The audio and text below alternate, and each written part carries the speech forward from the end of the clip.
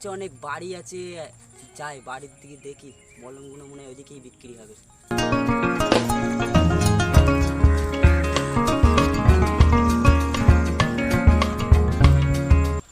ও দাদারা, দিদিরা, বৌদিরা, ফুপুরা, খালারা, কেউ মলম নিবেন?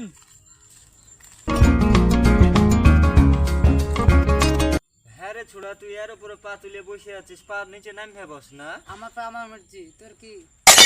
ওইটা না রে, কত বড় বড় লোক এসে বসে, তাদের নোংরা ভরে যাবে যে রে, তুই নিচে নেমে বস না রে। আমার দেখে লাভ নেই তো। ও দাদারা, দিদিরা, বৌদিরা, খালারা, বান্দরের বাচ্চা, ইঁদুরের বাচ্চা, কুকুরের বাচ্চা, আরে শালা মহলম বিক্রি করতেছে, গাইল দিছে রে। তাই তো ধসা লাগে। তাই তোর ধস লাগে, মাস লাগে।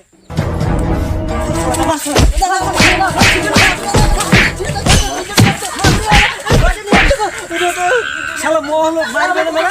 হ্যাঁ, মহলম বিক্রি করতে এসে গাইল দিয়া। আগে আবার পুরো কথাটা তো শুনবা দাদা। আরে কি কথা বল। বল। বলছি যে আমি বলতে গিয়েছি যে দাদারা, বৌদিরা, দিদিরা, যে কুকুরের বাচ্চারা, বাদরের বাচ্চারা, ইঁদুরের বাচ্চারা, বিড়ালের বাচ্চারা যদি কামড়ায় তাহলে এই মলমটা লাগাবেন, তাই বলেছি।